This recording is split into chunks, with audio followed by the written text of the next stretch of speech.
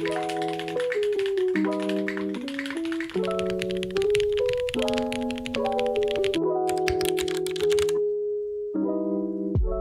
the late 2000s, we started to see a resurgence for mechanical keyboards. People started to use mechanical keyboards for practical uses again. And this is when a niche group of mechanical keyboard enthusiasts started in the early 2010s. They started on a website called DTAC, and this is when the first custom keyboards started getting made by designers. The process of how a custom keyboard would get made would be called a group buy, and it would work like this. Individuals come up with a design, they show off renders for their keyboard, they get backers before the production starts, and they use this funding from the backers to produce the product. This means it can be anywhere from months to sometimes even years before you get your product after putting your money down.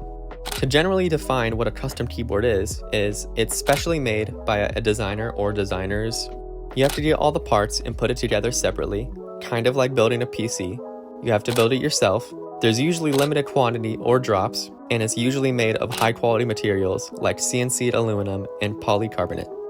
From the early 2010s to about 2020, the custom keyboard scene is basically just individuals running small production group buys by themselves.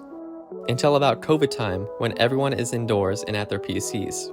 And this is when streamer and YouTuber Teha Types basically becomes the grandfather of custom keyboards after his $3,500 Keynote build for Fortnite streamer Tfue goes viral. Tfue's $3,500 keyboard. Look at this. Does this yell Fortnite or no?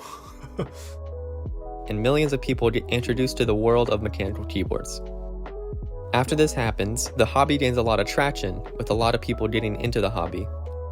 On top of specialty custom keyboards that are super expensive becoming popular, we start seeing people taking cheap keyboards and customizing them to be their own. Because the hobby is more popular, we start seeing more custom keyboards run by bigger companies at lower prices and higher quantities. Group buy keyboards are still run, but now with the demand and popularity of custom keyboards, they can produce more at a time, meaning they can keep the cost for the customer lower. On top of seeing lower cost, higher quantity group buys, we start seeing more and more in-stock keyboards, also known as a more similar kind of purchasing experience to most things people are familiar with. This means that products are already made ahead of time and you get the product within weeks of your purchase.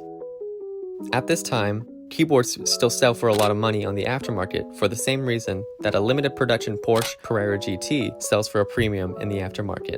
This means that demand is based on specialty and low production numbers. And, well, that's about where the hobby is at now, with more reasonably priced keyboards in the market for people just getting started in the hobby. Someone new to the hobby today can easily do minimal research and pick the parts and build a custom keyboard that is perfectly tailored to their needs and tastes due to the amount of resources available and the amount of selection there is in the hobby today.